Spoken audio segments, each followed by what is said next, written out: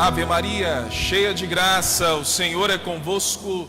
Bendita sois vós entre as mulheres, e bendito é o fruto do vosso ventre, Jesus. Santa Maria, Mãe de Deus, rogai por nós, pecadores, agora e na hora de nossa morte. Amém. Que as palavras do Santo Evangelho sejam perdoados todos os nossos pecados. Amém. Irmãos e irmãs sentados para ouvirmos a palavra de Deus. Hoje é o dia de alegrar o nosso coração estar imenso, que desta luz que vem em nosso encontro, desta palavra que era inacessível aos homens e se torna acessível por meio do Verbo da vida. O Verbo se fez carne e veio habitar em meio a nós. E Jesus é este Verbo de Deus. Jesus é a palavra viva que se fez carne e veio morar como um menino, que é uma manjedoura, se manifesta a cada coração. E hoje, meu irmão, minha irmã, a manjedoura que o Senhor quer nascer é o nosso coração. É esse lugar, especialmente do qual Ele escolheu para gerar em nossa vida o seu amor. Por isso, a primeira leitura, a qual nós acabamos de ouvir na profecia de Isaías, nos mostra de um mensageiro da paz, que vem trazer as boas novas. E o profeta a exalta esta palavra como que é belo ver este homem caminhar em meio aos povos para anunciar a palavra de Deus. E quem é este homem? É Jesus de Nazaré. É o Filho de Deus que vem em nosso encontro. E o Senhor demonstra descobrindo o seu braço. Isso quer dizer, o Senhor vem mostrar o seu poder. E o poder que Deus nos mostra é por meio do seu Filho. É Ele que vem revelar esse poder. Mas é um poder por meio da oposição, impondo aos homens amá-lo? Não. O poder de Deus é um poder que faz com que o homem se escravize, fazendo com que ele amasse de qualquer jeito? Não. Mas o Senhor nos mostra, por meio da sua humildade e também do seu despojamento de sua divindade, se faz um como nós, toma a nossa condição humana por amor a nós, por condição do amor que Ele tem por mim e por você. Então, a cada Natal é momento de renovarmos este amor por Deus e de, a cada dia mais, acolhermos esta palavra da vida. Hebreus, nesta segunda carta que nós acabamos de ouvir, é o resumo da história da salvação. Deus que falou de vários modos, pelos profetas, pelos patriarcas. É como se dissesse, Deus que está ali, batendo na porta do nosso coração, querendo entrar em nosso coração, mesmo ainda não vindo Jesus, Ele continua a bater nossas portas, por meio daqueles homens, nossos primeiros pais, preparando eles para um povo bem disposto, do qual João Batista, no qual nós tocamos hoje o Evangelho. E é exatamente na plenitude dos tempos veio a salvação até nós. Quando chegou-se o tempo previsto, segundo diz São Paulo, o Verbo se fez carne e veio habitar em nós. Mas veio habitar primeiro no ventre de uma mulher chamada Maria Santíssima. Esta é a porta do céu.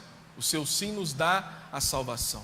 E João, este grande evangelista e ao mesmo tempo um grande teólogo, ele vai, de certo modo, introduzindo o mistério da encarnação, ligando o início da criação, da antiga criação, podemos assim dizer, da primeira criação, à nova criação. E ele começa a dizer, no princípio. O que quer dizer esta palavra? No princípio. Veja bem, irmãos, essa expressão remonta a Gênesis. No princípio Deus criou e daí por diante. Nós lembramos essa passagem. Então, veja, João vem mostrar para nós que esta palavra que estava desde a criação, o homem criado por Deus, a sua imagem e semelhança. E agora João continua dizendo, no princípio. Mas nesse momento para João não é mais a velha criação, aquela decaída de Adão, mas uma nova criação agora virá, que será da estirpe de Davi. Os filhos de Jesus somos nós, pelo batismo que recebemos, né? Então, esta nova criação é uma criação redimida pelo pecado. Daquilo que perdemos agora é restituído pelo Verbo. Vejam bem. E depois continua dizendo que ainda significa que o Verbo sempre existiu. O Verbo é eterno. O Verbo já estava com o Pai. Ou seja, o Verbo participou da criação. O Espírito pairava. A Santíssima Trindade se revela na criação. E o princípio era Deus, isto é, a mesma natureza do Pai. O mistério da Trindade Santa. Deus uno e trino. O Filho, a segunda pessoa da Santíssima Trindade. É como que Ele vai preparando a nós para este mistério. E este Verbo era Deus, e o Verbo que era o Verbo para o povo grego e também os judeus que acreditavam. O Verbo era a palavra, era a razão, era aquilo que regia todas as coisas. Mas agora este Verbo, ele toma uma nova tonalidade, né? Este Verbo é aquele que emana de Deus, emana do Pai, é o Filho que é gerado pelo Pai, é uma força criativa, operativa, viva. E ainda este Verbo de Deus é um e único, não existe outra palavra além deste Verbo. Então o princípio para João é a própria eternidade de Deus, é um mistério. Emanando da eternidade, Deus vem em nosso encontro. Portanto, o Verbo de Deus, assim diz Santo Agostinho, o Filho unigênito do Pai, é em tudo semelhante igual ao Pai. É tudo semelhante e ao mesmo tempo que o Pai, mas não é o Pai. É interessante. Há uma distinção entre o Pai e o Filho, isto é, o Verbo. Então, este Verbo, no princípio, assim diz São João, era o Verbo e o Verbo era Deus e tudo foi feito por Ele. Interessante. A participação da Trindade Santa. Nas pequenas coisas criadas, este Verbo já participava de todas as coisas. E ainda continua, tudo foi feito por Ele. Esta expressão não significa que o Verbo foi feito como meio ou instrumento, não. O Verbo, né, no qual diz aqui São João, o Pai o serviu para criar também, para participar também desta criação. E Ele age juntamente com o Pai, e com o mesmo e único poder. Então nós começamos a entender que o mesmo poder do Pai é dado ao Filho. Por isso Isaías vai cantar, né, esta profecia, dizer que descobriu o seu braço, o momento da glória de Deus que se manifestará na humanidade. A vida era a luz dos homens, o Verbo é a luz da vida, a luz que conduz à vida, e a vida que é a luz, e luz que é vida. Então esta luz que gera a vida, que ilumina os homens. Somos capazes somente, meus irmãos, de conhecer a Deus neste mundo pela razão iluminada pela fé. Lembremos do nosso batismo. As graças infusas em nosso coração nos faz por meio da nossa razão, nossa natureza, iluminadas pela fé, que é um dom, para que possamos conhecer as coisas santas, as coisas de Deus. E ao contemplar, nós podemos também agora, contemplando este Verbo, ter acesso à eternidade. E as trevas, assim diz a palavra de Deus, né, não a receberam. Essas trevas que são as forças que opõem a esta luz. Mas elas não prevaleceram, elas não compreenderam. Então por isso nós dissemos, devemos pedir esta luz de Cristo que ilumina o nosso coração para realmente acolher o Filho de Deus. Sem esta luz divina, nós não podemos ver. Mas mesmo assim, as trevas não são para sempre. Elas não dominarão o homem e ninguém mais. Elas serão dissipadas.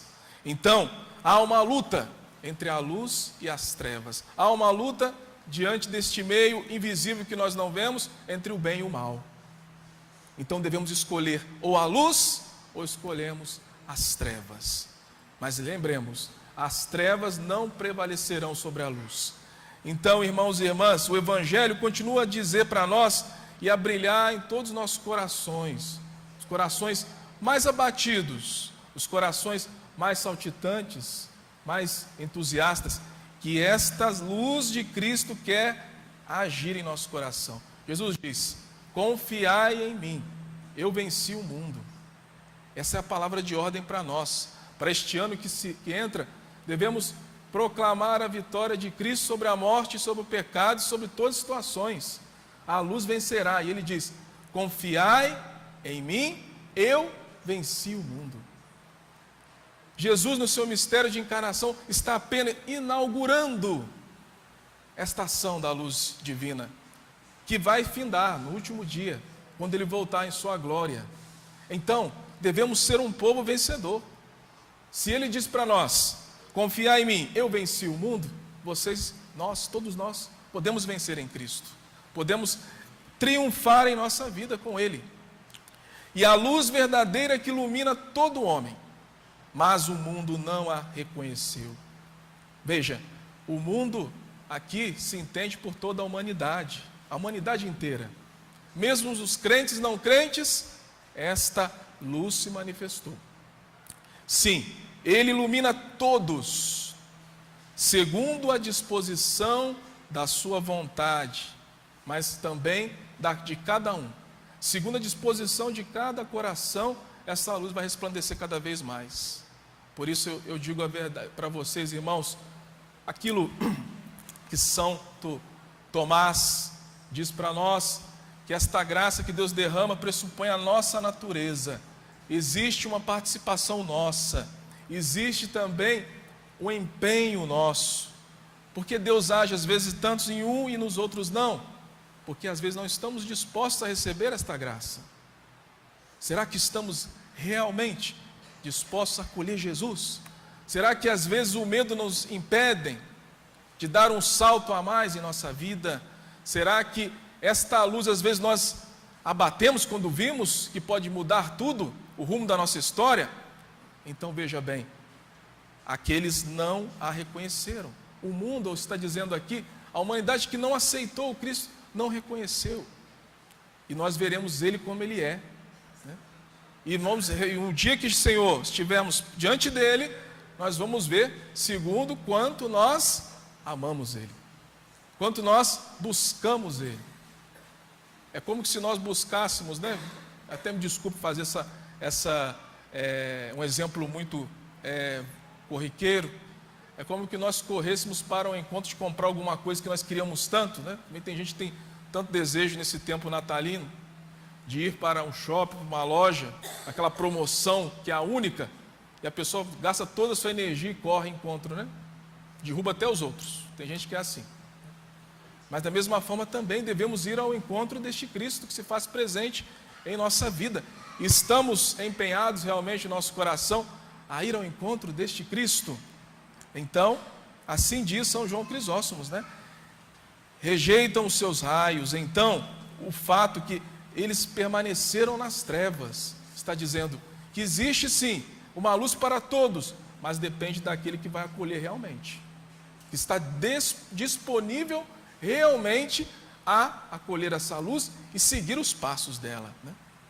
Veio aos seus, mas não o acolheram. Mas aqueles que o receberam, deu-lhes o poder de se tornarem filhos de Deus. Por meio do verbo, nós tornamos filhos de Deus. Primeiro, os judeus, que é o povo eleito. E segundo momento, todos nós, batizados e batizadas. E hoje, como recebemos Ele em nossa vida? Você está disposto realmente a receber Jesus em sua vida? Você está disposto a tomar a sua cruz? Receber o verbo é aceitar a fé. Receber o verbo é aceitar a fé, porque pela fé em Cristo que habita em nossos corações. A carta aos Efésios diz isso, né? Receber Cristo é assumir a fé nele, acreditá-lo e crer em seu nome significa crer na sua pessoa, crer em Jesus Cristo como o Senhor, o Filho de Deus. o Filho de Deus, isto é, os que creem no seu nome, são aqueles que guardam integramente o Senhor em sua vida. Estes sim realmente são os que creem em Cristo. Tem uma fé inabalável. Pode estar caindo chuva de granizo aí fora, mas você crê em nosso Senhor Jesus Cristo. Você não tem medo e de tal forma não diminui a sua fé. Amém? E ainda, não da carne. Está dizendo aqui para nós que este verbo não veio da carne, para indicar que a geração do verbo, veja bem, veio um nascimento extraordinário, virginal, o nascimento por meio de Maria, pela ação do Espírito Santo. João está confirmando novamente aqui diante de nós o mistério da encarnação, que Jesus nasce da Virgem Maria pela ação do Espírito Santo, não pela vontade do homem, não pela vontade da carne, mas do Espírito. E falaria também da virgindade, ele enaltece a virgindade de Nossa Senhora. E o Verbo se fez carne e habitou entre nós. O Senhor tomou a forma de um servo e se fez homem. Por quê? Sendo o verdadeiro Filho de Deus, se fez filho dos homens. E ainda, para tornar-se os homens filhos de Deus. Deus se fez homem, sendo Deus, para que nós tornássemos filhos de Deus. É um amor demais por nós, irmãos. É um amor que não tem medidas. Deus se arrebaixa à nossa realidade e vem em nosso encontro para nos transformar em filhos de Deus. Então, caríssimos, e aí termina João dizendo que recebemos graça sobre graça. É interessante esta expressão, porque até mesmo nenhuma das línguas consegue traduzir bem esta expressão e dizer que era uma graça plena, mas era uma graça sobre outra graça, ou seja, uma graça que não termina. Ou seja, o Senhor está dizendo para nós aqui, nesta última passagem, né, que Ele está derramando tudo aquilo que deveria derramar de bom para nós. Tudo aquilo que deveria dar ao homem, Ele está dando para nós. Graça sobre graça. E ainda, ninguém jamais viu a Deus, mas o seu Filho único que o revelou. Quem revela o rosto humano de Deus é Jesus. É Jesus, o rosto humano de Deus. Jesus Cristo é a imagem visível do Deus invisível. E é a revelação máxima de Deus neste mundo. Então não há outro acesso além do Filho de Deus. Por isso que nós proclamamos fielmente que Jesus é o Senhor para a glória de Deus Pai. É a Ele que nós temos acesso à salvação.